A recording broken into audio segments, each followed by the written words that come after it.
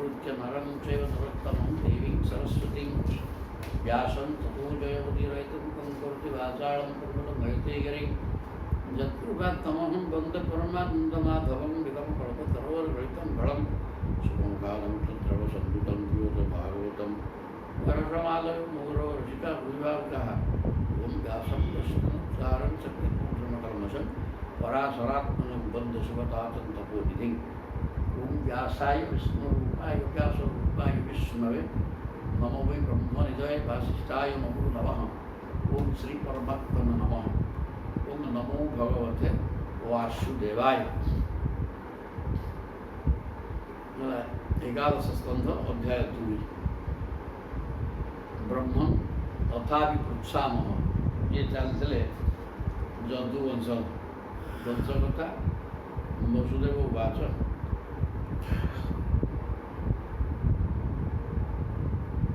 ये बर्तमान वसुदेव प्रशंसा कर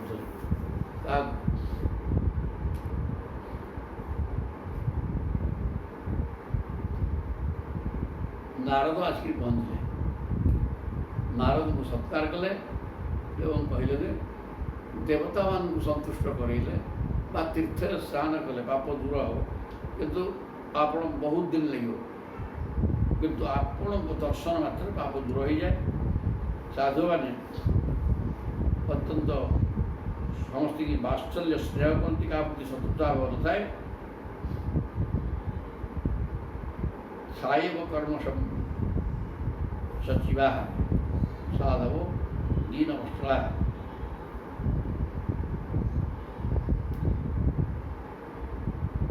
लोक आम जमी कर्म करवा तदनुसार तार फल आमको मिल फल किए दिए कर्म आम करवा कि फल से प्रभु दियंती कि साधु माने दीनंदन मान को आम देवता उपासना कले कि मिल कि साधु मान तुम्हें कि दरकार नहीं दर्शन मात्र तुम सब समस्त कल्याण हम ही हम तेणु देवता और साधु भीतर तिलता प्रयोग देवता ने सी सत गोटे मस भगवान जो पूजा कर कौन कौन पूजा पूजी कले कौन किसी मिल पाए किंतु मुनि ऋषि तुम्हें पूजा कर भी खर्चा तो है किसी दरकार नहीं माया भी सब मिल दर्शन कर तो सफल हो सब मिल ये कथा ये वसुदेव कहते ब्रह्मन् तथा पृच्छामः धर्मान भागवतान्तव जान श्रुत्वा श्रद्धया मर्त्य मुच्यते सर्वतो भयात् सुंदर कथा ही ब्रह्मन् तथापि पृच्छामः बोले आपन को दर्शन कला मात्रे धर्म हो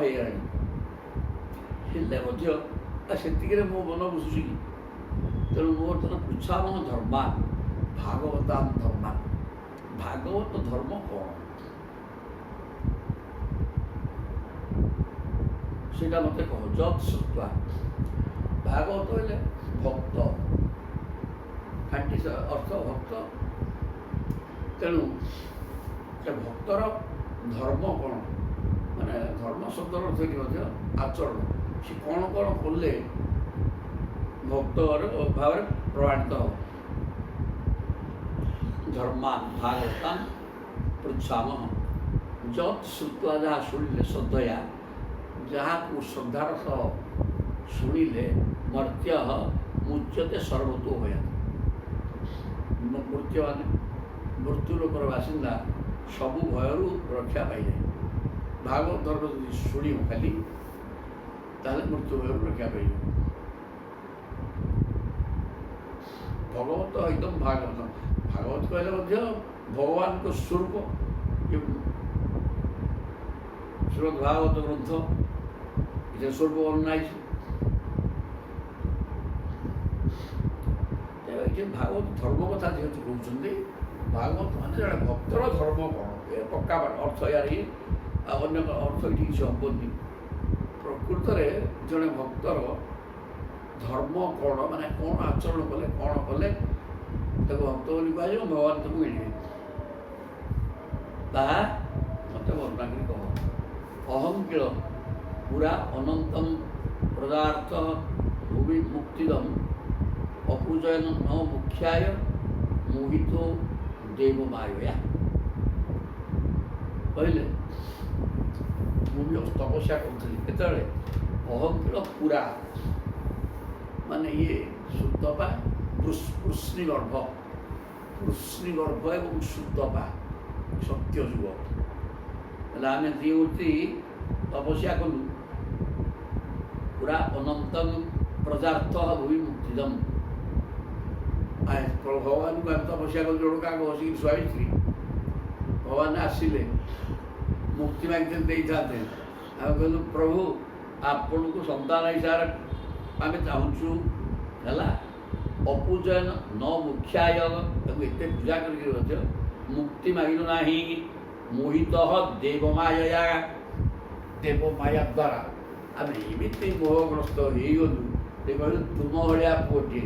ଭଗବାନ କହିଲେ ମୋ ଭଳିଆ ତ ଆଉ କିଏ ନାହିଁ, ତେଣୁ ମୁଁ ବାଧ୍ୟ ହେଇକି ତୁମ ସନ୍ତାନ ହେଇକି ଆସିବା ଆଉ କ'ଣ, ମୋ ଭଳିଆ କିଏ ନାହିଁ, ମୋ ଭଳିଆ କେବଳ ମୁଁ। ତେଣୁ ଆମେ ଯଦିଓ ଭଗବାନଙ୍କୁ ଅନେକ ତପସ୍ୟା କରି ଖୁସି କରିଦେଇଥିଲେ ଭଗବାନ ଆମ ପାଖକୁ ଆସିଲେ କୃଷ୍ଣଗର୍ଭା ସୁତପା କିନ୍ତୁ ସିଏ କ'ଣ କଲେ ସିଏ ହିଁ ଦେବକୀ ବସୁଦେବ ହେଇଛନ୍ତି। ଦଶରଥ କୌଶଲ୍ୟା ସେଇ ରାମକୁ ପାଇଲେ କିନ୍ତୁ ଆଉ କ'ଣ ରାବଣ ବଧ ହେଲା। ଆଉ କଶ୍ୟପ ଏବଂ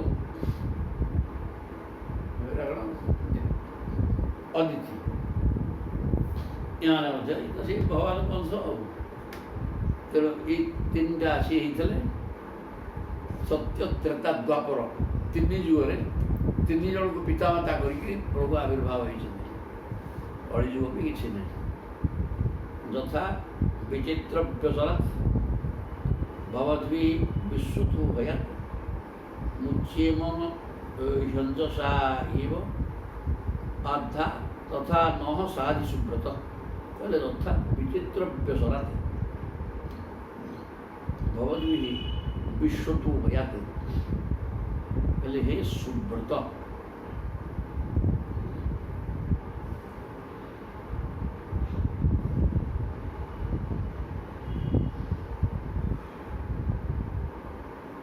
ପ୍ରଭୁ କହୁଛନ୍ତି କିଏ ବସୁଦେବ।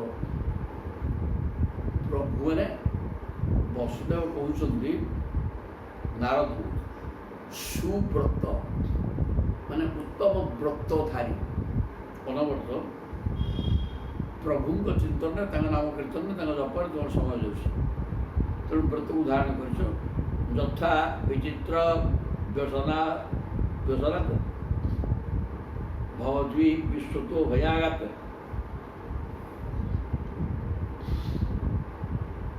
ସଂସାର ଦୁଃଖ ସୁଖ ପରି ଲାଗେ। ମୁଚ୍ୟତେ ଛନ୍ଦସା ଏବ ଆଧା ତଥା ନହ ସାଧି ସୁବ୍ରତ।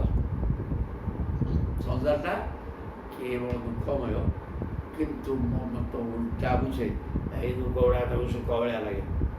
ଏହି ଦୁଃଖକୁ ମୁଁ କିପରି ସହଜରେ ମୁକ୍ତି ହୋଇପାରିବି ମୋତେ ତାର ସରଳ ଉପାୟ ବତେଇ ଦିଆଗଲା। ଯଥା ବିଚିତ୍ର ବ୍ୟସନାଥ ଭବଦ୍ଭି ବିଶ୍ୱତୁ ଭୟାତ୍। ବିଶ୍ୱଟା ହେଉଛି ଭୟ ପାଇଁ କାରଣ। ଏଠି ଅବିଦ୍ୟା ଅସ୍ମିତା ରାଗ ଦ୍ୱେଷ ଅଭିନିବେଶ ଅଭିନନ୍ଦନ ମୃତ୍ୟୁ ଭୟ କାହିଁକିନା ପଞ୍ଚକ୍ଲେଶ ଏଇ ସମସ୍ତଙ୍କୁ ସଂସାରରେ ଯିଏ ଧର୍ମ ହେଇଛି ପାଞ୍ଚ କ୍ଲେଶ ତାଙ୍କୁ ଛାଡ଼ି ନାହିଁ। ଏବଂ ମନ ହେଉଛି ଓଲଟା ବୁଝିବା ଲୋକ। ତେଣୁ ଦୁଃଖକୁ ସୁଖ ବୋଲି ଭାବିକି ତା ସେ ଦୌଡ଼ିଛି ଖାଣ୍ଟି ଦୁଃଖ ଗୁଡ଼ାକ। ତେଣୁ ସିଏ ତ ହି ଅଞ୍ଜସା ଇଏ।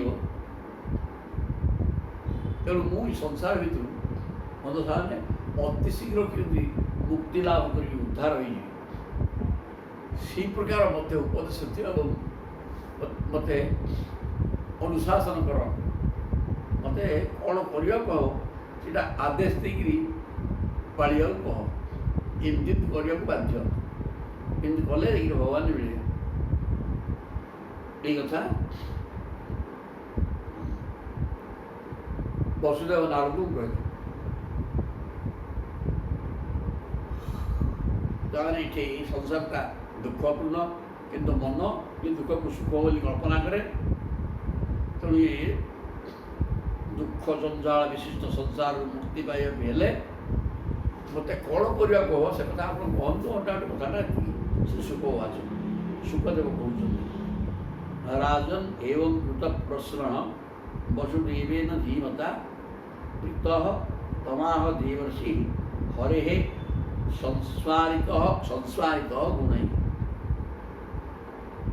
ଏବଂ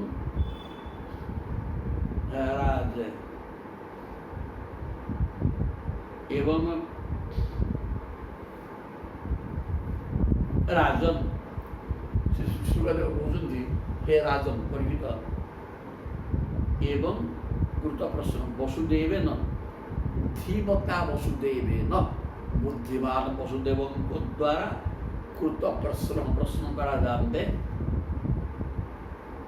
प्रीतः भगवान देवर्षि नारद देवर्षि प्रीतः देवर्षि नारद खुशी एवं तम आह खुशी की वास्तव कहते ये वसुदेव कहले हरे हे संस्मारित गुणी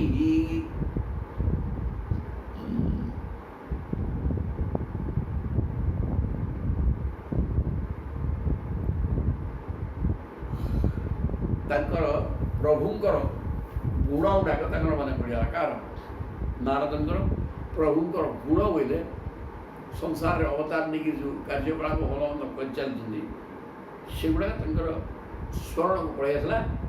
तेणु नारद कहवाक आरंभ कले नारद उवाच ये प्रश्न कले जे कौन करी संसार बंधन मुक्ति शीघ्र हेबी से कथा मत कह। तेणु सुखदेव बर्तमान कहते नारद उवाच सम्यक ईतत् व्यवसितं भवता सात्वतः जत् उच्छसे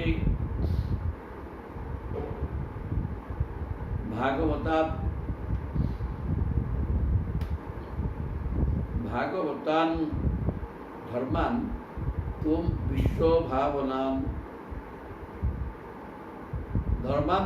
विश्वभावनान् सम्यक एतद् व्यवसितं भवता सात्वतः।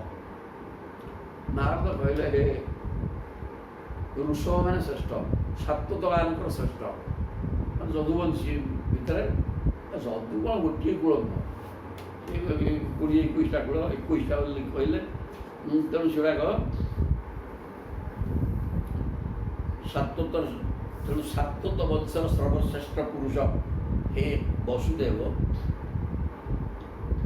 भवता सम्यक एतत् व्यवस्थितम तुम्हें जहाँ प्रश्न कल अत्यंत सन्तोषजनक बढ़िया चमत्कार भल कहीं जत्पुच्य से भागवतान धर्मान तुम विश्वभावना तुम्हें निज स्वार्थ पाई भागवत धर्म प्रचार भागवत धर्म कथा कहल समग्र विश्वर कल्याण भागवत धर्म बर्तमान मुझे तुम आगे वर्णना करी ये भागवत लेखा है जगत समग्र विश्व आगे जाने ना गोपनीय रहा। तेणु तुम्हें जो प्रश्नटी कर तुम व्यक्तिगत स्वार्थ निहित नहीं यहाँ समग्र विश्वर कल्याण तुम्हें भागवत धर्म कौन एक कथा पचार ना। तेणु से धर्म आम कहूँ से धर्म जी लिखित तार कल्याण खाली ललित लिखित ये कथा नारद कहले। तेणु त्वया परम कल्याण पुण्यश्रवकीर्तन स्मारितो भगवान अद्य देवो नारायण मम सुंदर कथा कह बोले त्वया परम कल्याण पुण्यश्रवणकीर्तन तुम द्वारा जगतर कल्याण होगा जाऊँगी। कारण पुण्य जो भगवान होती मंगलमय से मंगलमय कथा को शुणा एवं कीर्तन करने व्यवस्था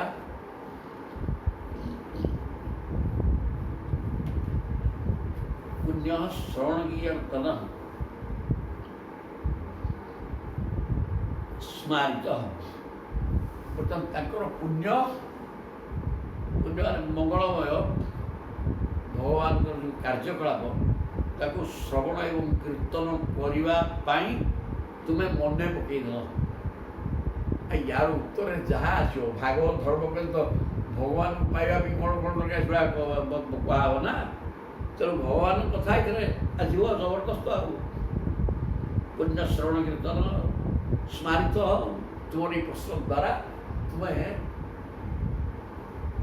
पुण्य पवित्र मंगलमय भगवान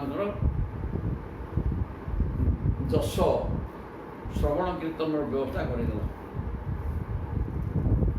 तेणु स्मारित भगवान अद्य तुम तुम तुम माध्यम बर्तमान मत भगवान को स्मरण करने दरकार पड़ो देव नारायण मम भगवान श्रीमन नारायण तुम ये प्रश्न तार उत्तर तो मुझे ना से उत्तर जी आस से भगवान कथा आसो नारायण कथा तेणु नारायण कार्यकलाप को नारायण किमिति मिले ये कथाटा को मत मन पकईदेल बड़े चमत्कार है किसी असुविधा नहीं तेणु अत्र अभी उदाहरती अमी इतिहास पुरातन आर्षभाणांच संवादम विदेहस्य महात्मन गोटे प्रश्न करे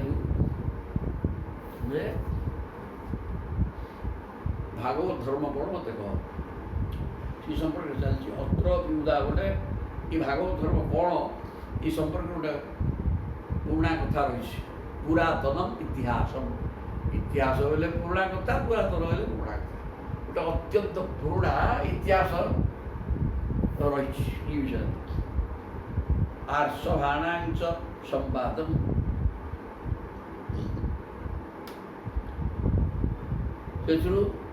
विजयराज निम्बी एवं ऋषभदेव नौ पुत्र ऋषभ नौ पुआ भरत से ठीक नौ पुआ कहले आर्ष ऋषभाणांच संवाद विदेह राजा विदेहर विजय मिथिला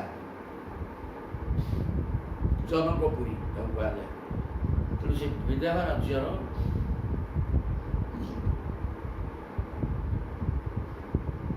राजा नेमी नेमी पाखु 9 जन आसते ज्ञान उपदेश देवाई सी क्या पुओ ना ऋषभ भगवान पुत्र 9 जन आग 100 पुओ 1 नंबर पुत्र हेले भरत और नाम अनुसार ये भूखंडर नाम भारत वर्ष 9 जन से ब्रह्मज्ञान थे सी ब्रह्मविद्य साधारण नहीं स्त्री परिग्रह करना जी बुझुं तो से 9 जन ऋषि मध्यम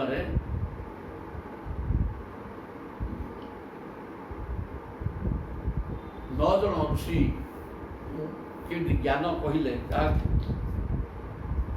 निम्मी जी जनक राज्यर राजा निम्मी की 9 जन ऋषि कहते ज्ञान गुड़ाक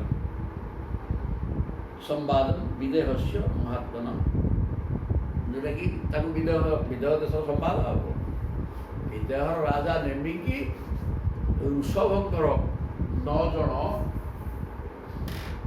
ब्रह्मवेत्ता सन्तान क्षत्रिय होते तपस्या कर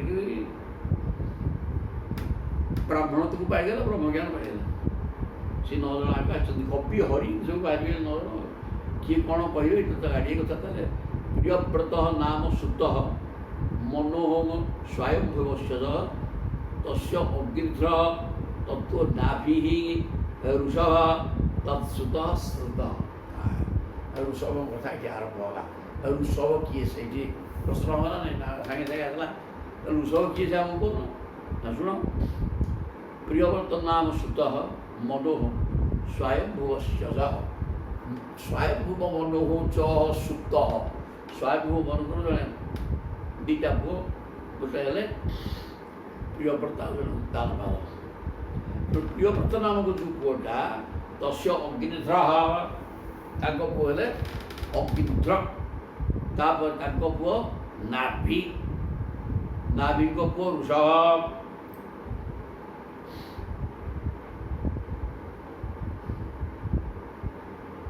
ପ୍ରିୟବ୍ରତ ଚାରି ପୁରୁଷ ହେଉଛି ଆଉ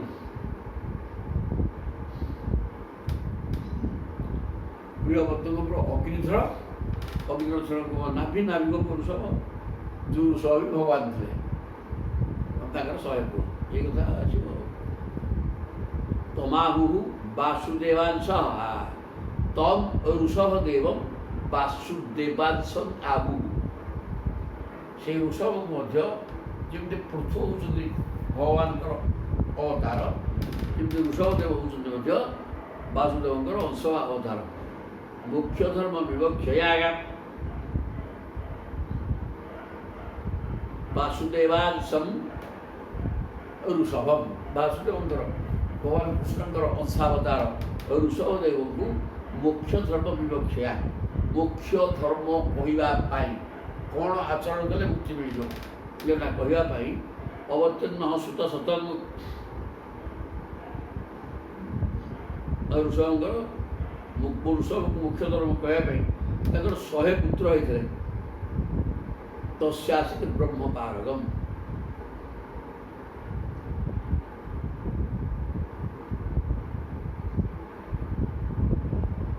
ଅବତୀର୍ଣ୍ଣ ତାହେଲେ ତାଙ୍କର ମୋଟାମୋଟି 100 ପୁଅ ଥିଲେ। ସେ 100 ଅବତୀର୍ଣ୍ଣ ସୁତ ସତମ ତସ୍ୟାସିତ ବ୍ରହ୍ମପାରଗମ୍। ତାଙ୍କର 100 ପୁଅ ସମସ୍ତେ ବ୍ରହ୍ମଜ୍ଞାନୀ ଥିଲେ, ବ୍ରହ୍ମବିଦ୍। ତେଷାଂ ବୈ ଭରତୋ ଜ୍ୟେଷ୍ଠଃ। ସେ 100 ପୁଅ ଭିତରେ ଏ ଋଷଭଙ୍କର, ଋଷଭ ମଧ୍ୟ ସେ ପ୍ରିୟବ୍ରତଙ୍କର ଅଂଶ। ପ୍ରିୟବ୍ରତଙ୍କର ପୁଅର ପୁଅ ଋଷଭ ହୋଇଛନ୍ତି। ଆଉ ପ୍ରିୟବ୍ରତଙ୍କର ପୁଅର ପୁଅର ପୁଅ ଋଷଭ, 3 ପୁରୁଷ। ଆଉ ସିଏ ବ୍ରହ୍ମପରାୟଣ। ଋଷଭଙ୍କର 100 ପୁଅ ସମସ୍ତେ ବ୍ରହ୍ମବିଦ୍। ତେଷାଂ ବୈ ଭରତ, ତାଙ୍କ ଭିତରେ ଭରତ ହେଲେ ଜ୍ୟେଷ୍ଠ, ନାରାୟଣ ପରାୟଣ। ସେ ରାଜା ଭରତ ମଧ୍ୟ, ଭରତ ହିଁ ରାଜା ହେଇଥିଲେ କିନ୍ତୁ ସିଏ ମଧ୍ୟ ଭଗବତ ଭକ୍ତ। ଆଉ ପ୍ରିୟବ୍ରତ ବି, ପ୍ରିୟ ହେଉଛି ବ୍ରତଟି ଯାହାର। ବ୍ରତ କହିଲେ କ'ଣ? ଭଗବାନ କେମିତି ମିଳିବେ? କେବଳ ବ୍ରତର ଯାହାର ନା ସାଧନା। ଭଗବାନ ମିଳିବା ପାଇଁ ଯେଉଁ ସାଧନା କଲେ ମିଳିବେ, ସିଏ ସାଧନାଟା ଯାହାର ପ୍ରିୟ, ସିଏ ହେଲେ ପ୍ରିୟବ୍ରତ। ସୁନ୍ଦର କଥା। ପ୍ରତ୍ୟେକ ଉତ୍ତାନ ପାଦ, ପ୍ରିୟବ୍ରତ ଦି ଭାଇ। ଉତ୍ତାନ ପାଦ ମାନେ ଯାହାର ପାଦ ସଦାବେଳେ ଉଠିକିରି ଅଛି, ମାନେ ଚଳଚଞ୍ଚଳ, ଦୌଡ଼ିଆ ଜାଣିଛ ହୁଏ, ସେ ଚିନ୍ତା କଥା ଉତ୍ତାନ ପାଦ ହେଇଛି।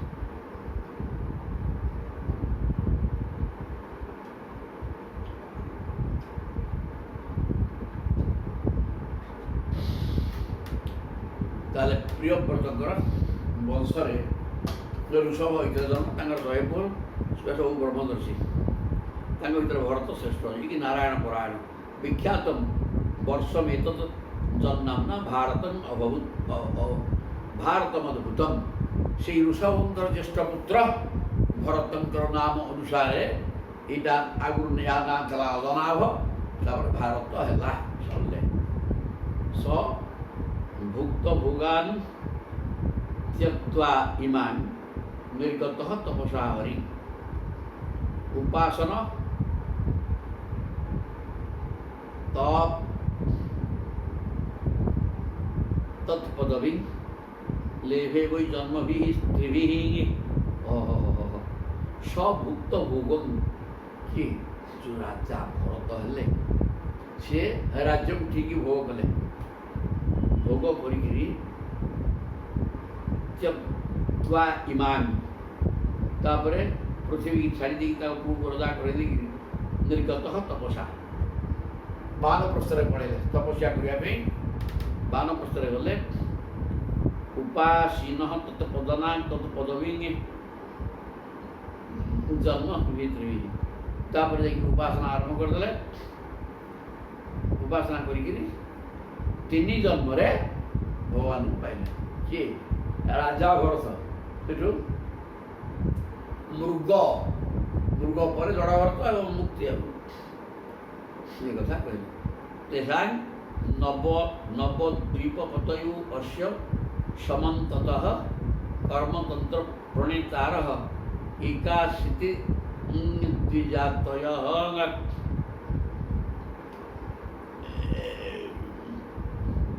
81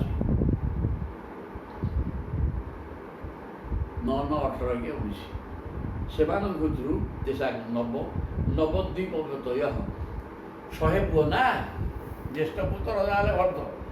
ଆଉ 9ଟା ଦ୍ୱୀପ ଅଛି। 9ଟା ଦ୍ୱୀପ ତେଷାଂ ନବଦ୍ୱୀପପତୟ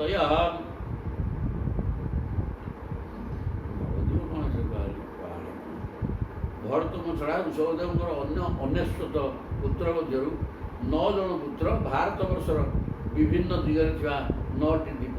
ଆଚ୍ଛା ଏ ଭାରତବର୍ଷର 9ଟା ଦ୍ୱୀପ, ପୃଥିବୀଟା 7ଟା ଦ୍ୱୀପ, କିନ୍ତୁ ଭାରତବର୍ଷର ଯେଉଁ ଭୂଖଣ୍ଡ ସେଇଟା 9ଟା ଦ୍ୱୀପ ଥିଲା। ସେ ନବଦ୍ୱୀପ ପାଇଁ 9ଟି ପୁଅ ତାଙ୍କର ଥିଲେ ରଜା ହେଲା। ଆଉ ସେ ସମନ୍ତତଃ କର୍ମତନ୍ତ୍ର ପ୍ରଣୀତାର ଏକାଶୀତି ଦ୍ୱିଜାତୟ 9 ଜଣ ହେଇଗଲେ ବ୍ରହ୍ମବିତ୍ ବ୍ରାହ୍ମଣ। 9 ଜଣ ଭାରତ 9ଟା ଦ୍ୱୀପକୁ ଶାସନ କଲେ। 18 ଜଣ ଭରତ ତ ରାଜ୍ୟ ଶାସନରେ ରହିଲେ। 19 ଜଣ ପଳେଇଲେ, ଆଉ 81 ଜଣ ରହିଲେ। ଏକାଶୀତି ଦ୍ୱିଜାତୟ ନବା ଭବନ ମହାଭାଗା ମୁନୟ ହ୍ୟର୍ଥଶଂସିନଃ ଶ୍ରମଣାଃ ବାର୍ତ୍ତରସନାଃ ଆତ୍ମବିଦ୍ୟା ବିଶାରଦାଃ। ତାଙ୍କ ଭିତରୁ 9 ଜଣ ନବଭବାନ ମହାଭାଗା, 9 ଜଣ ହେଲେ ମହାଭାଗ୍ୟବାନ। କାହିଁକି? ସେମାନେ ମୁନି ଥିଲେ, ମନୁଷ୍ୟ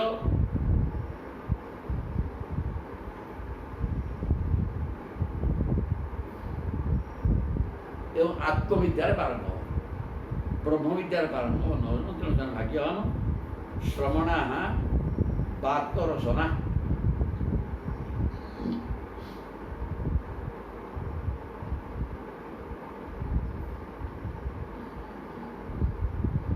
ଆତ୍ମବିଦ୍ୟା ବିଶାରଦା। 9 ଜଣ ଆତ୍ମବିଦ୍ୟା ବିଷୟରେ ଦକ୍ଷ ଥିଲେ ଏବଂ ସେମାନେ ଖାଲି ବୁଲୁଥିଲେ ଇଆଡ଼େ ସିଆଡ଼େ।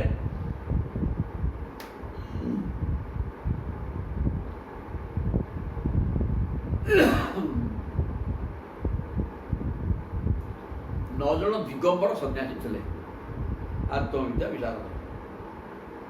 ତାଙ୍କ ନାଁ ଶୁଣ ନା କପି, ହରି, ଅନ୍ତରିକ୍ଷ 3, ପ୍ରବୁଦ୍ଧ 4, ପିପଳାୟନ 5, ଅବିହୋତ୍ର 6, ଦୁର୍ମିଳ 7, ଚମସ 8, କରଭାଜନ ହେଲେ 9 ଜଣ ଥିଲେ। ତାଙ୍କର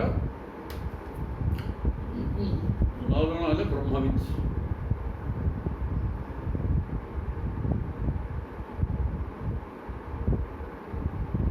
ଏ ଋଷଭଙ୍କ 100 ପୁଅରୁ 9 ଜଣ ଆଉ ଏମାନେ ଜ୍ଞାନୀ ଥିଲେ। ତାପରେ କ'ଣ ତା ନାଁ କୁହାଗଲା? ते भगवत रूपम विश्वम सदसदात्मकम आत्मनः अव्यतिरेकेण पश्यन्तः व्यचरन् महीनि। ସେମାନେ ଭଗବତ ରୂପମ ବିଶ୍ୱମ ସଦସଦାତ୍ମକମ୍, ସେମାନେ ସମଗ୍ର ବିଶ୍ୱଟାକୁ ଭଗବାନଙ୍କ ରୂପ ବୋଲି ବୁଝି ସାରିଥିଲେ। ଭଗବାନଙ୍କର 2ଟା ରୂପ, ଗୋଟେ ସୂକ୍ଷ୍ମ ଗୋଟେ ସ୍ଥୂଳ। ସୂକ୍ଷ୍ମ ରୂପ ହେଲେ ସଚିଦାନନ୍ଦ ଏବଂ ଜ୍ୟୋତି ସ୍ୱରୂପ, ସ୍ଥୂଳ ରୂପ ବିଶ୍ୱ। ସତ କଥା।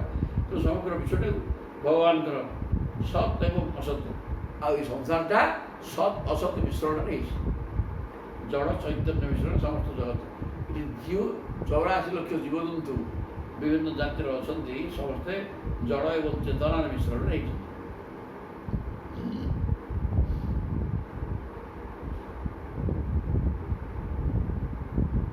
ଜଡ଼ ଏବଂ ଚୈତନ୍ୟ ବସ୍ତୁର ମିଶ୍ରଣରେ ସମସ୍ତ ଜଗତ ହେଇଛି ଏବଂ ଏ ବିଶ୍ୱଟା ହେଉଛି ଭଗବାନଙ୍କର ସ୍ୱରୂପ। ଆତ୍ମନଃ ଅବ୍ୟତିରେକେଣ ପଶ୍ୟନ୍ତଃ ବ୍ୟଥରଣ ବହି। ଏବଂ ସେ ସମସ୍ତଙ୍କୁ ଆତ୍ମସ୍ୱରୂପରେ ଦେଖିକିରି ମିଳୁଥିଲେ, ସମସ୍ତଙ୍କୁ ସମଦୃଶ୍ୟ ଦେଖୁଥିଲେ। ସବୁ ଭିତରେ ଆତ୍ମା ଏ କଥା ଚିନ୍ତନ କରି କିଏ ନିଜର କିଏ ପର କିଏ କ'ଣ ଏ ପ୍ରକାର ଭାବ ନଥିଲା।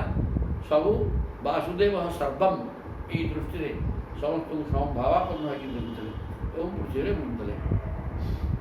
ସଦାତ୍ମକ ଜଗତଟା ହେଉଛି ଭଗବାନଙ୍କ ଭିତରେ ଅଛି କଥା ଦେଖୁଥିଲେ ଏବଂ ସମସ୍ତଙ୍କୁ ସମଭାବରେ ଦେଖୁଥିଲେ।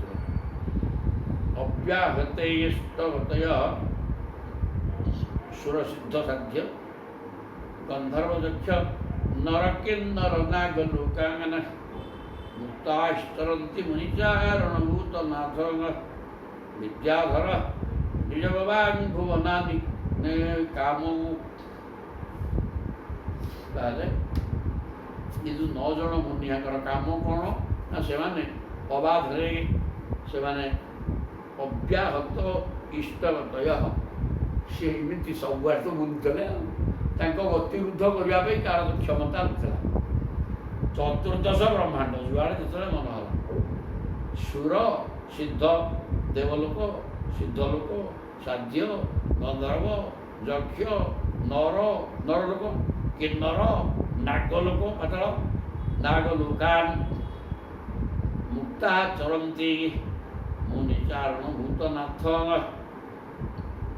ଏମାନେ ବନ୍ଧନ ମୁକ୍ତ ଯୁଆଡ଼େ ଭାଇଲେ ସିଆଡ଼େ ଗଲେ।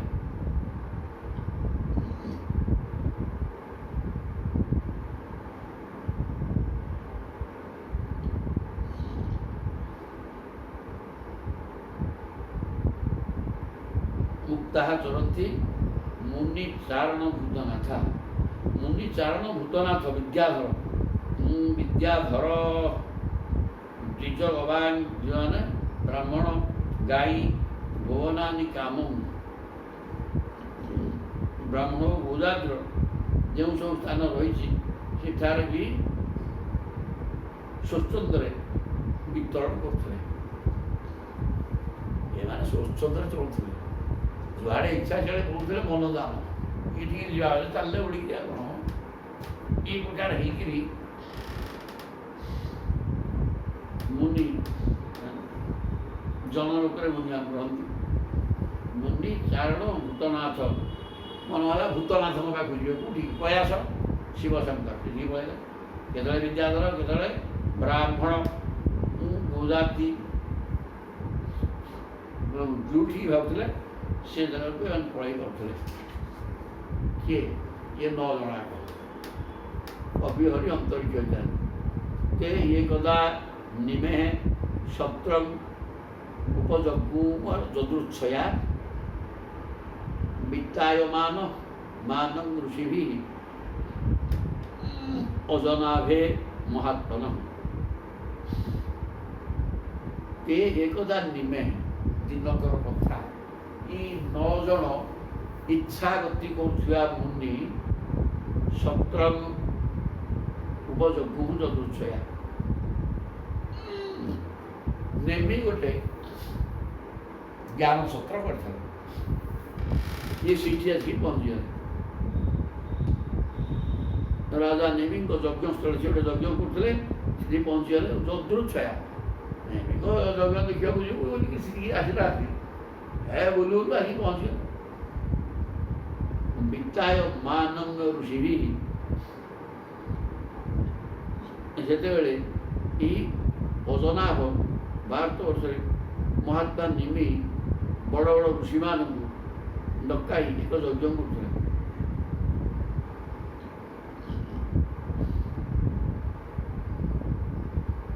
ବିତ୍ତାୟ ମାନ ଋଷିଭି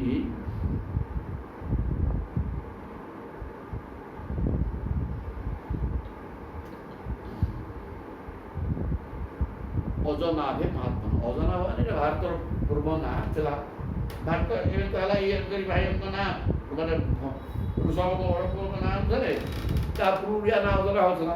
ସେ ଅଜନାରେ ବା ଭାରତବର୍ଷର ପୂର୍ବ ନାମ ମହାତ୍ମା ନିମି ବଡ଼ ବଡ଼ ଋଷିମାନଙ୍କୁ ନେଇ ଗୋଟେ ଯଜ୍ଞ କରୁଥିଲେ।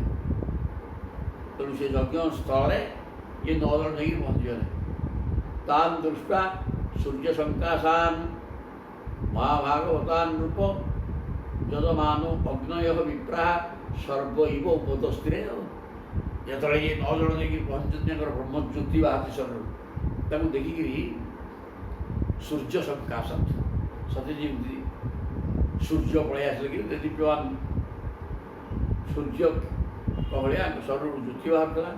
ତେଣୁ ମହାଭାଗବତା ଶ୍ରେଷ୍ଠ ଭକ୍ତ ଏମାନଙ୍କୁ ଦେଖିକିରି ହେ ନୃପ ଶୁକ କହୁଛନ୍ତି ହେ ରାଜା ପରୀକ୍ଷିତ ଯଜମାନ କିଏ ଯିଏ ଯଜ୍ଞ କରୁଥିଲେ ନେମି ହେଲେ ଯଜମାନ ଅଗ୍ନି ଯେଉଁ ଅଗ୍ନିକି ଆହ୍ୱାନ କରିକି ଯଜ୍ଞ କୁଣ୍ଡରେ କରିଥିଲେ ଅଗ୍ନି ବିପ୍ରମାନେ ବ୍ରାହ୍ମଣ ସର୍ବ ଏବ ଉପତସ୍ଥିରେ ଆଉ ସବୁ ଠିଆ ହେଇପଡ଼ିଲେ। ଆଉ କିଏ ସେ 9 ଜଣ ଋଷି ଯାଇଛନ୍ତି ସମସ୍ତଙ୍କ ଦେହରୁ ଦିବ୍ୟ ଜ୍ୟୋତି ବାହାରୁଛି ତାକୁ ଦେଖିକିରି ଯଜମାନ ନେମି ପୁରୋହିତ ମାନେ ଅଗ୍ନି ସହ ସମସ୍ତେ ଠିଆ ହେଇପଡ଼ିଲେ। ବିଦେହ ତାନ୍ ଅଭିପ୍ରେତ୍ୟ ନାରାୟଣ ପରାୟଣାନ୍ ପ୍ରୀତ ସମ୍ ପୂଜୟାଞ୍ଚକ୍ରେ ଆସନସ୍ତାନ୍ ତଥାରତଃ। ବିଦେହ ତାନ୍ ଅଭିପ୍ରେତ୍ୟ ନାରାୟଣ ପରାୟଣାତ୍ ବିଦେହ ଦେଖିଲେ ଯେ ଏମାନେ ନିଶ୍ଚିତ ନାରାୟଣ ପରାୟଣ ଲୋକ ମାନେ ଭଗବାନ ଶ୍ରୀନାରାୟଣକୁ ଉପାସନା କରିବା ଲୋକ ଏଗୁଡ଼ିକ ଏକଥା ସେ ଅନୁଭବ କରିଦେଲେ। ତେଣୁ ତାଙ୍କ ଉପରେ ଖୁସି ହେଇ ସମ୍ପୂଜୟାଞ୍ଚକ ତାକୁ ପୂଜା କଲେ। ଆସନ ସ୍ଥାନ ଯଥାର୍ହତଃ ତାକୁ ଧୋଇଦେଲେ ଉପଯୁକ୍ତ ଆସନ ଦେଇକିରି ତାଙ୍କୁ ବସେଇଲେ। ତାନ୍ ରୁଚମାନାନ୍ ସୁରୁଚା ବ୍ରହ୍ମପୁତ୍ର ପମାନ୍ ନବ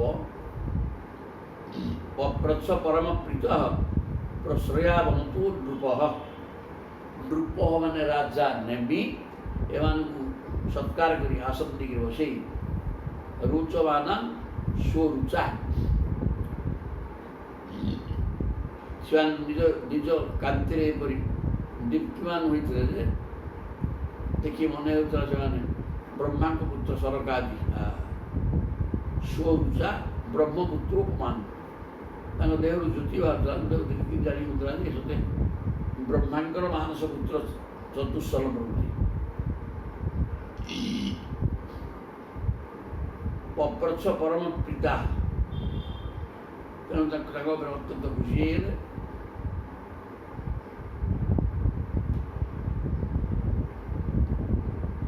ପରମ ପ୍ରୀତ ପ୍ରଶ୍ରୟା ଅନ୍ତର୍ନୂପ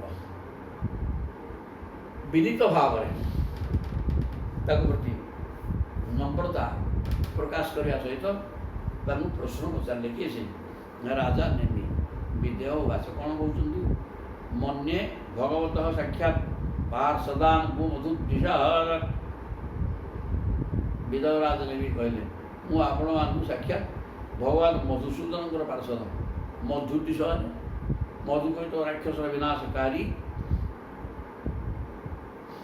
ଭଗବାନଙ୍କର ପାଖ ଲୋକ ବୋଲି ଭାବୁଛି। ଆଉ ମାନେ ଶରୀରରୁ ଜ୍ୟୋତି ବାହାରୁଛି ବ୍ରହ୍ମଚାରୀ ରୂପକୁ ସବୁ ଜଣାପଡ଼ିଗଲା।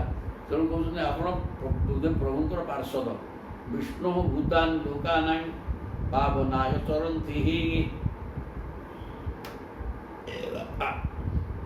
ଭଗବାନ ବିଷ୍ଣୁଙ୍କ ସେବକ ମାନେ ସକଳ ଲୋକକୁ ପବିତ୍ର କରିବା ନିମନ୍ତେ ବିଷ୍ଣୁ ଭୂତାନି ଲୋକାନାଂ ଆପଣ ଯେହେତୁ ବିଷ୍ଣୁଙ୍କର ପାର୍ଷଦ ତେଣୁ ଆପଣମାନେ ହେଉଛନ୍ତି ବିଷ୍ଣୁଭୂତ ମାନେ ବିଷ୍ଣୁଙ୍କ ସ୍ୱରୂପ।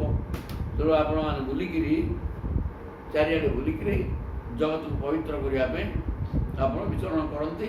ତେଣୁ ବୋଧେ ମୋ ନିମି କହୁଛନ୍ତି ମୋର ମିଥିଳାକୁ ଆପଣମାନେ ପଳାଇ ଆସିଛନ୍ତି। ଦୁର୍ଲଭ ମାନସୁ ଦେହ ଦେହିନାଂ କ୍ଷଣଭଙ୍ଗୁର ତତ୍ରାପି ଦୁର୍ଲଭଂ ମନ୍ୟେ ବୈକୁଣ୍ଠ ପ୍ରିୟ ଦର୍ଶନ ମାଂସ ଜନ୍ମ ଦୁର୍ଲଭ। ଇଏ ମଣିଷ ଜନ୍ମଟା ମାଗଣା ମିଳିଲେ ମଣିଷ ଜନ୍ମ ଦୁର୍ଲଭ। ବହୁ ସାଧନାର ଫଳ ପରେ କିଛି ସାଧନା ପୁଣ୍ୟ ଥିବା ହେତୁ ମଣିଷ ଜନ୍ମ ମିଳେ। ତେଣୁ ମଣିଷ ଜନ୍ମ ଅତ୍ୟନ୍ତ ଦୁର୍ଲଭ। ଦେହିନାଂ କ୍ଷଣ ଅଙ୍ଗୁର। କିନ୍ତୁ ଯିଏ ମଣିଷ ଜନ୍ମକୁ ଧରେ ତାର ଶରୀରଟା କ୍ଷଣ ଭଙ୍ଗୁର, ନିତ୍ୟ ନୁହେଁ। ଅଳ୍ପ ଦିନରେ କେତେଦିନେ ମରିବ, ଅନିତ୍ୟ। ତତ୍ରାପି ଦୁର୍ଲଭ ମନ୍ୟ ବୈକୁଣ୍ଠ ପ୍ରିୟ ଦର୍ଶନ। ଏବଂ ସେଇ ପ୍ରକାର ମଲା ଶରୀର ନେଇକିରି ଦୁର୍ଲଭ ମଣିଷ ଜନ୍ମ ପାଇ ଯଦି କୌଣସି ପ୍ରକାର ବୈକୁଣ୍ଠ ପ୍ରିୟ ଦର୍ଶନ ଭଗବାନଙ୍କର ପାଖ ଲୋକକୁ ଦେଖି ପକେଇଲ ତାହେଲେ ସେ ଆହୁରି ଦୁର୍ଲଭ। ତେଣୁ ମୁଁ ଆଜି ଆପଣମାନଙ୍କ ଭଳିଆ ଭଗବାନଙ୍କର ପାଖ ଲୋକକୁ ଦେଖିଥିବାରୁ ମୁଁ ତ ଏକରେ ମଣିଷ ଜନ୍ମ ପାଇଛି ଧନ୍ୟ, ତୁମମାନଙ୍କୁ ଦେଖିକି ଡବଲ ଧନ୍ୟ ହେଇଗଲି।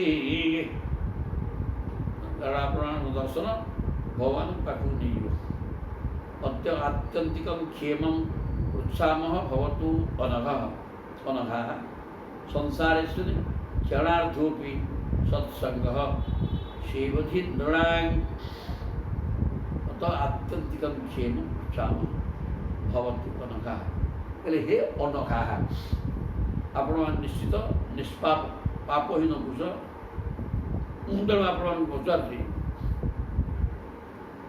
ଅର୍ଦ୍ଧକ୍ଷଣକର ସତ୍ସଙ୍ଗ ମଧ୍ୟ ମନୁଷ୍ୟମାନଙ୍କ ନିମନ୍ତେ ଶ୍ରେଷ୍ଠ ସମ୍ପଦ। ଅତଃ ଆତ୍ୟନ୍ତିକ କ୍ଷେମ, ଏହା ହେଉଛି ମଣିଷ ପାଇଁ ଅତ୍ୟନ୍ତ କୁଶଳ କଥା। କ'ଣ କରିବ? ଆତ୍ୟନ୍ତିକ କ୍ଷେମ ଭବତଃ ଅନଘା। ଅତ୍ୟନ୍ତ କଲ୍ୟାଣକର ଜିନିଷ ମଣିଷ ପାଇଁ କ'ଣ? ମୁଁ ସେ କଥା ପ୍ରଶ୍ନ କରୁଛି। ସଂସାରେଶ୍ୱରୀ କ୍ଷଣାର୍ଥେ ବି, ଏ ସଂସାର ଭିତରେ ଗୋଟେ ମୁହୂର୍ତ୍ତ ହଉ ଅଧା ମୁହୂର୍ତ୍ତ ହଉ ସତ୍ସଙ୍ଗ ସେବଧି ନୃଣାଂ, ସତ୍ସଙ୍ଗ କରିବା ଦରକାର। ତେଣୁ ତ୍ରିଲୋକ ପାବନ ମହାତ୍ମାଗଣ, ମୁଁ ମୋର ପରମ କଲ୍ୟାଣର ଉପାୟ ଆପଣଙ୍କୁ ପଚାରୁଛି। କାରଣ ଏହି ସଂସାରରେ ଅର୍ଦ୍ଧକ୍ଷଣ ସତ୍ସଙ୍ଗ ମଧ୍ୟ ମନୁଷ୍ୟମାନଙ୍କର ନିମନ୍ତେ ଶ୍ରେଷ୍ଠ ସମ୍ପଦ।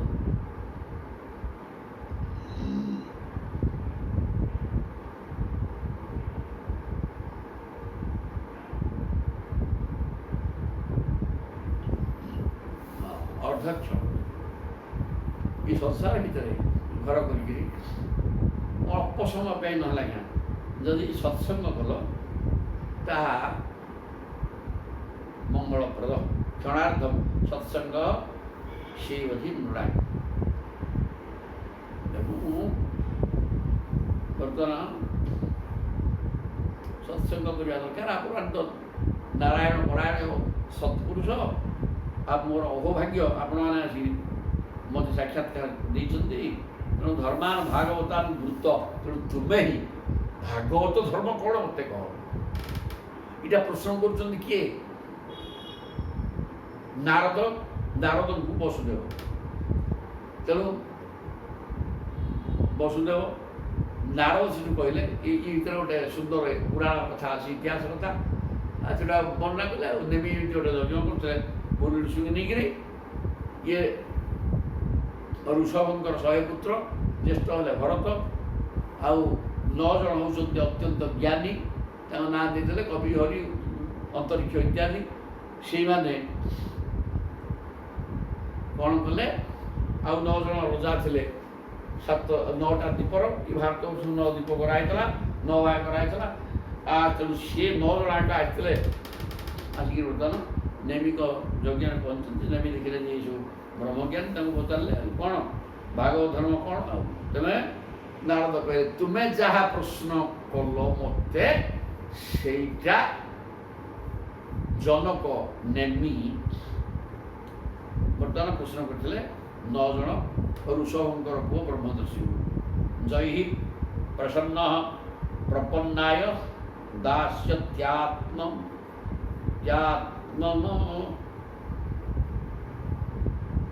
ଅପ୍ୟଜଃ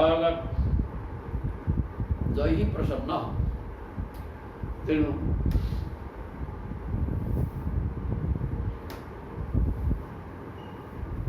ଅଜନ୍ମା ପ୍ରଭୁ ପ୍ରସନ୍ନ ହୋଇ ନିଜର ଶରଣାଗତ ଭକ୍ତଙ୍କ ନିକଟରେ ସ୍ୱୟଂ ବିରାଜମାନ ହେଇଯିବେ।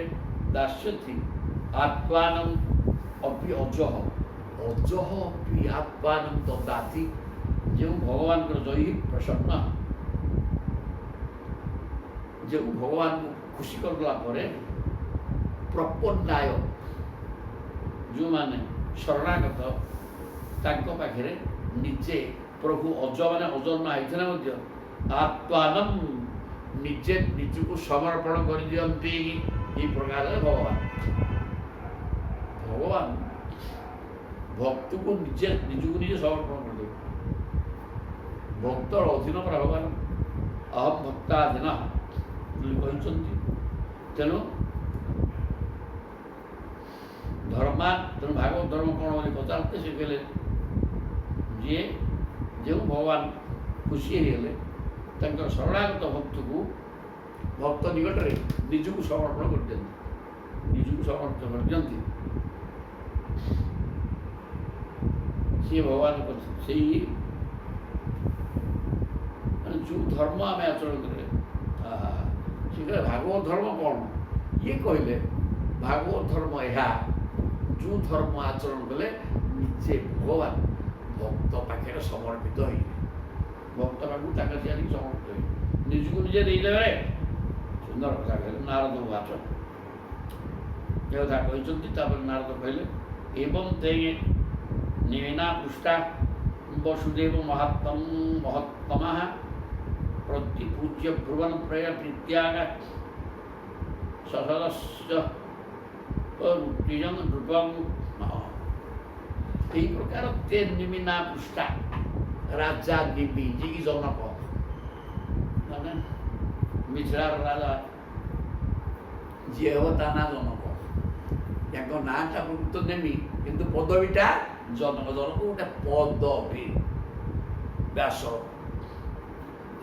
ଶଙ୍କରାଚାର୍ଯ୍ୟ ଗୋଟେ ପଦବୀ, ତାଙ୍କ ସ୍ୱତନ୍ତ୍ର ନାଁ ଅଛି କି ସେଟା ପଦବୀ। ଠିକ୍ ସେମିତି ଜନକ ଗୋଟେ ପଦବୀ, ତାଙ୍କ ପ୍ରକୃତ ନାଁ ନିମି।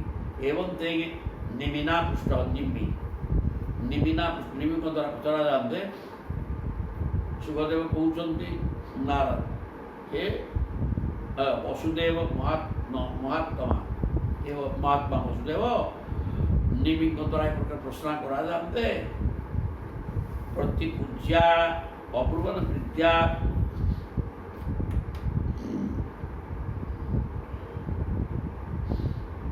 ସେମାନେ ରାଜା ନିମିଙ୍କ ଦ୍ୱାରା ପୂଜିତ ହୋଇକରି ସଦସ୍ୟ ରୁଚିଜଂ ରୂପମ୍। ସଦସ୍ୟମାନେ ଯେଉଁ ବ୍ରାହ୍ମଣମାନେ ଯଜ୍ଞ କରି ନିଯୁକ୍ତ ହୋଇଥିବା ବ୍ରାହ୍ମଣମାନେ ଏବଂ ହବନକର୍ତ୍ତା ମୁଖ୍ୟ ଆଚାର୍ଯ୍ୟ ସମସ୍ତଙ୍କ ରାଜା ନିମି ସମସ୍ତଙ୍କ ସମକ୍ଷରେ ଏଇ ଯେଉଁ 9 ଜଣ ଋଷି ଆସିଥିଲେ ଋଷଭଦେବଙ୍କର ଜ୍ଞାନୀ ପୁତ୍ର, ସେମାନେ ନିମିଙ୍କ ଦ୍ୱାରା ସତ୍କୃତ ହୋଇଗଲା ପରେ ସେମାନେ କହିବାକୁ ଆରମ୍ଭ କଲେ। କ'ଣ କହିଲେ ଦେଖିବା। ଆଗ କବି କହିବେ। 9 ଜଣ ସିରିୟଲ ଅନୁସାରେ ରହିଛନ୍ତି। ପ୍ରଥମ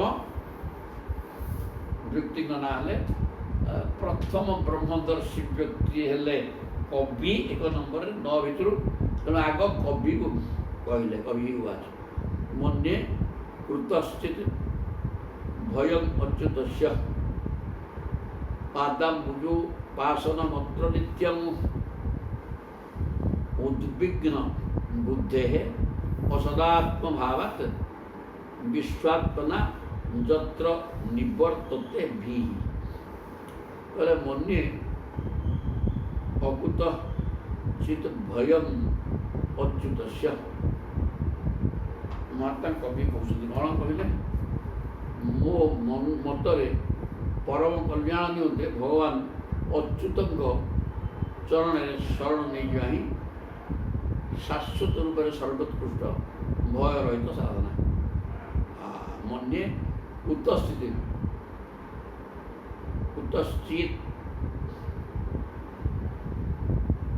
ଅଭୟଂ ଅଚ୍ୟୁତସ୍ୟ ପାଦାମ୍ବୁଜୋ ପାସନମତ୍ର ନିତ୍ୟଂ। অচ্যুতস্য পাদাম্বুজ উপাসনা। এই সংসারে জন্ম যে নেইছ সদা সর্বদা କିଏ ଅଚ୍ୟୁତ ମାନେ ଯାହାର ଚ୍ୟୁତ ନାହିଁ, ନିର୍ଦ୍ଦିଷ୍ଟ ସ୍ଥିତିରେ ସଦା ସର୍ବଦା ରହୁଛନ୍ତି, ତାଙ୍କର ପାଦ ପୂଜା ହେଉଛି ଅଭୟ ପାଇଁ କାରଣ। ରେ ମଲା ଲୋକ ଗୁଡ଼ାକ ତୁମର ସଦା ସର୍ବଦା ମୃତ୍ୟୁ ଭୟ ରହିଛି ରେ, ତେଣୁ ତୁମେ ବିଗଳିଆ ଗୁଡ଼ାକ କ'ଣ କରିବ ନା ନିତ୍ୟମ୍ ଅଚ୍ୟୁତସ୍ୟ ପାଦାମ୍ବୁଜ ଉପାସନମ୍। ଭଗବାନ ଅଚ୍ୟୁତଙ୍କର ପାଦପଦ୍ମର ସେବା କର, ବୋଲେ କ'ଣ ହବ ନା ଅଭୟାୟ, ନିଶ୍ଚିତ ଅଭୟ ମିଳିବ। ତାଙ୍କର ପାଦ ଅଭୟ ଚରଣ, ସେ ତାଙ୍କର ପାଦପଦ୍ମ ହେଲେ ଅଭୟ ଚରଣ, ତ ସେ ଅଭୟ ଚରଣେ ଶରଣ ବସେ ନର। ଅଭୟ ସେ ଅଭୟ ଚରଣ, ସେ ମୃତ୍ୟୁ ଭୟ ନାହିଁ, ସେ ଚରଣରେ ଶରଣ ପଶିଯାରେ ମଲା। ରାମଲା ଲୋକଙ୍କୁ ବି କୁହାହେଉଛି, ନହେଲେ ମୃତ୍ୟୁ ଭୟ ଘାଣ୍ଟିବ ପକେଇକି। ଉଦ୍ବିଗ୍ନ ବୁଦ୍ଧେ ଅସଦାତ୍ମଭାବାତ୍, ଅସତ୍ ଆତ୍ମଭାବାତ୍। ଯେଉଁ ଲୋକଟା ନ ସତ୍ ଅସତ୍, ସତ୍ ଚିନ୍ତନ ଯାହା ଯିଏ ନୁହେଁ, ସତ୍ ମାନେ ବ୍ରହ୍ମ ପଦାର୍ଥ ଚିନ୍ତା କରୁନାହିଁ, ଈଶ୍ୱର ଚିନ୍ତା କରୁନାହିଁ, ଅସତ୍ ଆତ୍ମଭାବାତ୍, ତାର ଆତ୍ମଭାବନା ନାହିଁ। ଆତ୍ମଭାବାତ୍ ବିଶ୍ୱାତ୍ମନା ଯତ୍ର ନିବର୍ତ୍ତତେ ଧୀଃ। କାରଣ ସାଂସାରିକ ପଦାର୍ଥରେ ଆତ୍ମବୁଦ୍ଧି ଓ ସୁଖ ବୁଦ୍ଧି ରଖିଥିବା ଲୋକ ଉଦ୍ବିଗ୍ନ ବୁଦ୍ଧି। ଏଠି ପ୍ରତ୍ୟେକଙ୍କର ବୁଦ୍ଧି, ମନ ନୁହେଁ, ମନ ତ ଚଳଚଳଟା ପାଗଳଟା, ବୁଦ୍ଧି ମଧ୍ୟ ସ୍ଥିର ହୋଇକି ରହୁନି, ବୁଦ୍ଧି ମଧ୍ୟ ଉଦ୍ବିଗ୍ନ। କାରଣ ଅନେକ ବିଚିତ୍ର ସାଂସାରିକ ଦୁଃଖ ଯନ୍ତ୍ରଣା ଆସିକି ପହଞ୍ଚିବ, ଯାହାଫଳରେ ବୁଦ୍ଧି ବି ବିଚଳିତ ହୋଇବ। ଉଦ୍ବିଗ୍ନ ବୁଦ୍ଧେ ଅସତ୍ ଆତ୍ମଭାବାତ୍।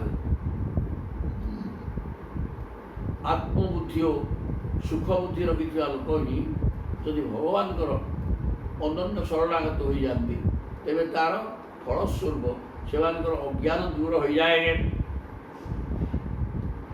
ଯତ୍ ନିବର୍ତ୍ତତେ ବିଃ। ସେ ଅଜ୍ଞାନ ଦୂର, ସେ ଅଜ୍ଞାନ ଦ୍ୱାରା ଅଜ୍ଞାନର ବଶବର୍ତ୍ତୀ ହେଇ ଅସତ୍ ବା ଅନାତ୍ମ ପଦାର୍ଥର ବଶବର୍ତ୍ତୀ ହେଇକି ରହି ଅବିଦ୍ୟା, ଅନାତ୍ମ ପଦାର୍ଥ, ଅସତ୍ ପଦାର୍ଥକୁ ଆଶ୍ରୟ କରି, ଯେଉଁଟା ହେଲା ସଂସାରକୁ ଆଶ୍ରୟ କରି ତା ଭିତରୁ ସୁଖ ଆସ୍ୱାଦନ କରିବାକୁ ଚିନ୍ତନ କରୁଥିବା ଲୋକ ସଦା ସର୍ବଦା ତାର ବୁଦ୍ଧି ମଧ୍ୟ ଉଦ୍ବିଗ୍ନ ହେବ। ମନ ନୁହେଁ, ମନ ଉଦ୍ବିଗ୍ନ, ବୁଦ୍ଧି ମଧ୍ୟ ସ୍ଥିର ହୋଇକି ରହିବନି। କାରଣ ଅନେକ ସାଂସାରିକ ଲଡ଼ଧନ୍ଦା ଆସିବ, ସଂସାରରୁ ସୁଖ ଭୋଗ କରିବାର ଆଶା କରି ସଂସାର ପଛରେ ଯାଇଥିବା ଲୋକଟା ସ୍ଥିର ହୋଇକି ରହିବନି, ଉଦ୍ବିଗ୍ନ ଚିତ୍ତ ହେବ। ତେଣୁ କ'ଣ କରିବ? ଭଗବାନଙ୍କର ଅନନ୍ୟ ଶରଣ, ଭଗବାନଙ୍କ ଶରଣ ପଶିଗଲେ ନିବର୍ତ୍ତତେ ବିଃ, ଭୟରୁ ରକ୍ଷା ମିଳିବ। ଆଉ ମୃତ୍ୟୁ ଭୟ ହେବନି, କୌଣସି ଭୟ ହେବନି। ମୃତ୍ୟୁ ଭୟ ତ ବଡ଼ ଭୟ, ଆଉ ଏଇ ଶତ୍ରୁ ଭୟ, ଏଇଟା ବଡ଼ କଥା କିଛି ନୁହେଁ, ଏଇଟା ହଟିଯିବ। ତେଣୁ ଯଦି ତୁ ଅଭୟ ଚାହୁଁଛୁ, ତାହେଲେ ଭଗବାନଙ୍କର ଚରଣାର ବିନ୍ଦୁରେ ନିତ୍ୟ ଶରଣ ପଶିଯା। ନିତ୍ୟ ଆଜି ଟିକେ କ'ଣ ଦୁଃଖ ପଡ଼ିଲା ଦିକିରି ସେଠି ପୂଜା କଦଳୀ ନେଇକି ପହଞ୍ଚିଗଲୁ, ଆଉ 15 ଦିନ ସେଠି ଯିବାନି, ପୁଣି କ'ଣ ଗୋଟେ ବାଟ ପଡ଼ିଲା ବେଳେ ପୁଣି ଧାଇଁଲୁ, ଏମିତି କଲେ କିଛି ହେବ? ନିତ୍ୟମ୍ ଭଗବତ ଚରଣାର ବିନ୍ଦ ଉପାସନା, ସବୁଦିନ ଉପାସନା କରେ ବସିକିରି ବୋଇଲେ ମୃତ୍ୟୁ ଭୟ ପଳେଇବ। ଉଦ୍ବିଗ୍ନ, ଏଠି ସାଧାରଣ ଯେଉଁ ଲୋକମାନେ ସଂସାର ପଛରେ ଗୋଡ଼େଇଛନ୍ତି, ଅବିଦ୍ୟା ମାୟା ଅନାତ୍ମ ବସ୍ତୁ ପଛରେ ଗୋଡ଼େଇ ତା ଯେଉଁ ରସ ଆସ୍ୱାଦନ କରିବାକୁ ଚିନ୍ତା କରୁଛନ୍ତି, ସେମାନଙ୍କର ବୁଦ୍ଧି ଉଦ୍ବିଗ୍ନ ରହିବ। ବିଶ୍ୱାତ୍ମନା ଯତ୍ର, ତେଣୁ ଯଦି ତାହା ଛାଡ଼ି ଦେଇ ଭଗବାନଙ୍କ ଚରଣାର ଯଦି ଆଶ୍ରୟ କରିବ, ତାହେଲେ ଭୟ ଛୁଟି ମିଳିବ, ଆଉ ଭୟ ହେବନି, ମୃତ୍ୟୁ ଭୟ ହେବନି। ଯେ ବৈ ଭଗବତା ପୂତା ଉପାୟ ह्या आत्मनवधये पंचह पुरुषाय अविदुषाय विद्धि ଭାଗବତା ନିହିତାନ୍ ବୋଲେ ଯେ ବହି ଭାଗବତା ଭଗବତା ଭକ୍ତା ଭଗବାନ ଯେଉଁ କହିଛନ୍ତି ଭଗବାନଙ୍କ ଦ୍ୱାରା ଯାହା କୁହାଯାଇଛି ଉପାୟ ଆତ୍ମଲବ୍ଧଏ ତୁ ଗୋଟିଏ ଆତ୍ମା ତୋତେ ଆତ୍ମା ରୂପରେ ପରମାତ୍ମାକୁ ପାଇବା ପାଇଁ ଆତ୍ମା ପରମାତ୍ମାକୁ ପାଇବା ପାଇଁ ଭଗବାନ ଅନେକ ଉପଦେଶ ଦେଇଛନ୍ତି ଭଗବତା ଭକ୍ତା ଭଗବାନଙ୍କ ଦ୍ୱାରା ଅନେକ ଉପଦେଶ ଦିଆଯାଇଛି କେମିତି ସିଏ ନିଜେ ମିଳିବେ ଆତ୍ମା କେମିତି ତାଙ୍କୁ ପାଇଯିବ ଜୀବାତ୍ମାଟା ତାଙ୍କୁ ପାଇବାର ବାଟ କ'ଣ ସେ ଉପଦେଶ ଅନେକ ଦେଇଛନ୍ତି ଉପାୟ କହିଛନ୍ତି ଅଞ୍ଜହ ପୁରୁଷାଂ ଅବିଦୁଷାଂ ବିଦ୍ଧି ଭାଗବତା ନିତାନ୍ ପୁରୁଷାଂ ଅବିଦୁଷାଂ ବିଦ୍ୱାନ ଜ୍ଞାନୀ ଅବିଦୁଷାନ ଅଜ୍ଞାନୀ ପୁରୁଷମାନଙ୍କ ପାଇଁ ଭାଗବତା ନିତାନ୍ ସେଇ ହେଉଛି ଭାଗବତ ଧର୍ମ ଅଜ୍ଞାନୀ ପୁରୁଷମାନଙ୍କ ପାଇଁ ଯାହାର ଜ୍ଞାନ ଅଛି କିଛି କିଛି ଜାଣିଛି ସଂସାରଟା ହେଲା କେବଳ ଦୁଃଖମୟ ସେ ଦୁଃଖକୁ ସୁଖ ବୋଲି ଭାବିକିରି ଅଜ୍ଞାନୀ ତା ଭିତରୁ ରସ ଆସ୍ୱାଦନ କରନ୍ତି ତେଣୁ ସେମାନେ ଯଦି କେବଳ ଭଗବାନଙ୍କୁ ଡାକିଲେ ଭଗବାନ ଉପାୟ କହିଦେଇଛନ୍ତି ସେ କେମିତି ମିଳିବେ ତେଣୁ ଯେଉଁମାନେ ଅବିଦୁଷ ଅଜ୍ଞାନୀ ଲୋକ ସେମାନେ ସଂସାର କରିବା ପାଇଁ ଭଗବାନ ଯେଉଁ ଧର୍ମ କହିଛନ୍ତି ଏ ସଂସାର ଅବିଦ୍ୟା ଅସ୍ମିତା ରାଗ ଦ୍ୱେଷ ଅଭିନିବେଶ ମୃତ୍ୟୁ ଭୟ ଏ ପାଞ୍ଚ ହେଲା କ୍ଲେଶ ଏ ପାଞ୍ଚ ପଞ୍ଚ କ୍ଲେଶରୁ ଉଦ୍ଧାର ହେବା ପାଇଁ କ'ଣ କୁକର୍ମ କରିବାକୁ ହବ ଯେଉଁ କର୍ମ କଲେ ଏଇ ପଞ୍ଚକ୍ଲେଶ ହଟିବ ନିର୍ବୁଦ୍ଧିଆମାନଙ୍କର ବା ସଂସାରରେ ବାନ୍ଧିକି ରହିଥିବା ବୁଦ୍ଧିହୀନ ବ୍ୟକ୍ତି ବୁଦ୍ଧି ଥିବା ଲୋକ ସଂସାରରେ ବାନ୍ଧି ହେବନି ବୁଦ୍ଧିହୀନ ବ୍ୟକ୍ତି ସଂସାରରେ ବାନ୍ଧି ହେଇକି ରହିଥାନ୍ତି ସେ ସଂସାରକୁ କେମିତି ତାଙ୍କ ସଂସାର ବା ମୃତ୍ୟୁ ଭୟ ଏବଂ ସଂସାର ଯାତନା କେମିତି ହଟିବ କ'ଣ ଉପାୟ କଲେ ସେ ଉପାୟ ଯାହା ଭାଗବତ ଧର୍ମ ତାହାର ନା ଭାଗବତାନ୍ ଧର୍ମାନ୍ ତାନ୍ ତାହା ହିଁ ଭାଗବତ ଧର୍ମ କେମିତି ମିଛ ମାୟା ସଂସାର ଭିତରେ ଥିବା ପଞ୍ଚକ୍ଲେଶ ଏବଂ ଏ ଅଜ୍ଞାନ ସଂସାରଟା ମାୟା ଏବଂ କିଛି ନାହିଁ ଇଏ କେବଳ ଦୁଃଖ ଏବଂ ଯନ୍ତ୍ରଣା ପରିପୂର୍ଣ୍ଣ ଏବଂ ମୃତ୍ୟୁ ଭୟ ରହିଛି ଏସବୁକୁ ବୁଝିବା ଦରକାର ବୁଝିକିରି ଏଥିରୁ ଉଦ୍ଧାର ହେବା ପାଇଁ କିଛି ବାଟ ନାହିଁ ଆଉ ଉଦ୍ଧାର ହେବା ପାଇଁ ଭଗବାନ ଯେଉଁ ବାଟ ଦେଖାନ୍ତି ତାର ନା ଭାଗବତ ଧର୍ମ ବୋଲି କହିଲେ ସଂସାର ମୁକ୍ତି ପାଇବା ଧର୍ମ ହିଁ ଭାଗବତ ଧର୍ମ ଆଉ ବାଟ ଧରିଗଲା ଆଉ ଯାନ୍ ଆସ୍ତାୟ ନରୁ ରାଜନ୍ ନ ପ୍ରମାଦିତ କରିଛି ଯେଉଁ ଧର୍ମକୁ ଆଶ୍ରୟ କଲା ପରେ ନର ଆଉ କୌଣସି ଦୁଃଖରେ ପଡ଼େ ନାହିଁ ତାର କୌଣସି ପ୍ରମାଦ ଅମଙ୍ଗଳ ହେବ ନାହିଁ ଧାବନ୍ ନିବିଲ୍ୟ ବା ନେତ୍ରେ ନ ସ୍ଖଳେତ ନ ପତେତ୍ ଇହ ଆଖି ମୁଜିକିରି କିସ୍କିଆ ଶବ୍ଦ କୁହାଯାଏ ଆଖି ମୁଜିକି ଧାଇଁଲେ ବି କିଛି ହେବନି ରେ ଧାବନ୍ ନିମିଲ୍ୟ ମୁଜିକିରି ଆଖି ନେତ୍ରେ ନିମିଲ୍ୟ ଦୁଇଟା ନେତ୍ରମ୍ ନେତ୍ରେ ଦିବଚନ ଦୁଇ ଆଖିକି ମୁଜି ଦେଇ ଧାଇଁଲେ କିଛି ହେବ ନାହିଁ ପଡ଼ିବାର ନାହିଁ ନ ସ୍ଖଳେତ ସ୍ଖଳନ ମାନେ ଗୋଡ଼ ଖସିଯିବା ବା ପଚାଡ଼ି ହେଇକି ପଡ଼ିବା ଆଖି ବୁଝିକି ଧାଇଁଲେ ବି କିଛି ହେବନି ଯେଉଁ ବାଟରେ ଭଗବାନ ପଥ ନିର୍ଦ୍ଦେଶ କରିଛନ୍ତି ଏ ସଂସାର ବନ୍ଧନରୁ ଉଦ୍ଧାର ପାଇବା ପାଇଁ ସଂସାରଟା ଦୁଃଖ ଜଞ୍ଜାଳପୂର୍ଣ୍ଣ ଏବଂ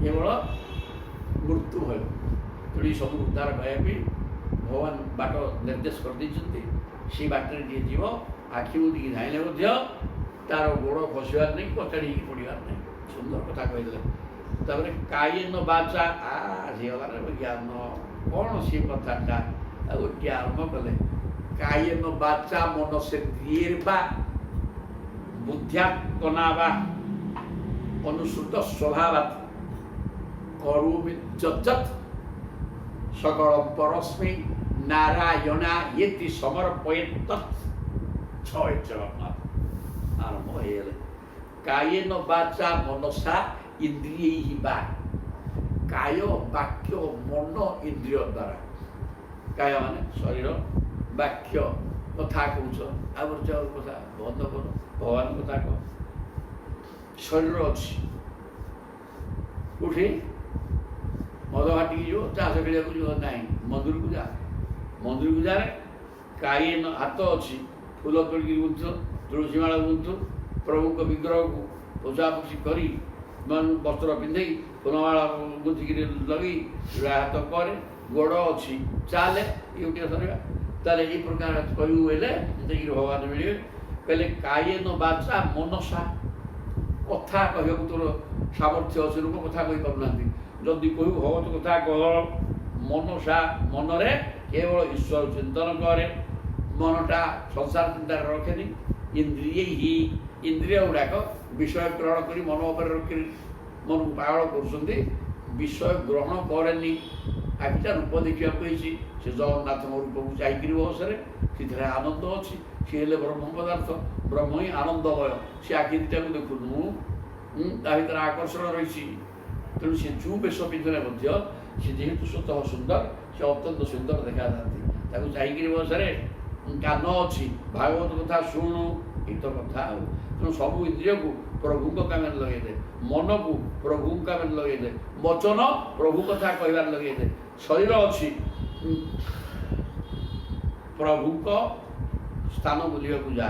ଏବଂ ବୁଦ୍ଧିଆ, ଯଦି ବୁଦ୍ଧି ରହିଛି, ସେ ବୁଦ୍ଧିକି ସଂସାରରେ କାହାକୁ ଠକିବା, ଚୋରି କରିବା, ବିଷ କରିବା, ଟାଉଟରି କରିବା କାମରେ ନ ଲଗାଇ ଭଗବତ ଚିନ୍ତନ ଲଗେଇ ଦେଇ ଆତ୍ମନା ବା ଅନୁସୃତ ସ୍ୱହା ବା ନିଜ ମନୁପନ ଯଦି ପୁଣ୍ୟ ସେ ପ୍ରକାର ଥିଲେ ନିଜ ମନୁପନ ସେ ବାଟରେ ଆଗେଇବ, ନାଇଁ ନହେଲା ଅନୁସୃତ ସ୍ୱଭାବାତ। ଆଉ କିଏ ଜଣେ ତତେ ବତଉଛି ଏମିତି ଏମିତି କରେ ଭଗବାନ ମିଳିଯିବରେ, କାହିଁ ଏ ବାଟରେ ଯାଉଛୁ, ଏଇଟା ଠିକ୍ ବାଟ ନୁହଁ। ଏ ସଂସାର ବାଟରେ ପଶିଲେ ବାୟା ହେଇଯିବ ଏବଂ ଦ୍ରୁତ ସାବୁକିବରେ ଈଶ୍ୱର ଚିନ୍ତନରେ ଲାଗେ। ଯଦି କିଏ ବତେଇଲା ତାହେଲେ ତାଙ୍କ କଥା ଶୁଣୁ। ଏବଂ ସବୁ କାୟ, ମନ, ବାକ୍ୟ, ଇନ୍ଦ୍ରିୟ, ବୁଦ୍ଧି ଏସବୁକୁ ଭଗବାନଙ୍କ ସାଙ୍ଗରେ ଲଗେଇଦେ। କରୁତି ଯଜ୍ଜତ ସକାଳକୁ ପରସ୍ମୈ, ଏବଂ ଏ ମନ, ବୁଦ୍ଧି, ଇନ୍ଦ୍ରିୟ ମାଧ୍ୟମରେ ମୁଁ ଯାହା ଯାହା କରୁଛି ସମସ୍ତ କର୍ମ ପରସ୍ମୈ ସକାଳମ୍, ସମସ୍ତ ପଦାର୍ଥକୁ ନାରାୟଣାୟ ଇତି ସମର୍ପୟତେ, ସମସ୍ତ କର୍ମକୁ ନାରାୟଣକୁ ସମର୍ପଣ କର। କିନ୍ତୁ ନାରାୟଣକୁ କ'ଣ ସମର୍ପଣ କରିବ? ନାରାୟଣକୁ ଜଣେ ମଣିଷ ଆଇଲା ତାକୁ ସମର୍ପଣ କରିବ? ହେଇପାରିବ। ତେଣୁ କର୍ମଟା ସତ ହେବା ଦରକାର। ସବୁ ଜିନିଷ ନାରାୟଣକୁ ସମର୍ପଣ କରିବ। ଖାଦ୍ୟ ଖାଇବ, ପିଆଜ ରସୁଣ ଆମିଷ ପଡ଼ିଥିବ, ନାରାୟଣ ତାକୁ ଖାଇବେ? ତେଣୁ ସବୁ ସଞ୍ଜତ ହେଲେ ସବୁ ନାରାୟଣକୁ ସମର୍ପଣ। ତେଣୁ ଖାଦ୍ୟ, ପୋଷାକ ପତ୍ର, ତାପରେ କର୍ମ ସବୁ ଯଦି ଶୃଙ୍ଖଳିତ ହେବ, ସବୁ ଜିନିଷ ନାରାୟଣକୁ ସମର୍ପଣ କରିହେବ।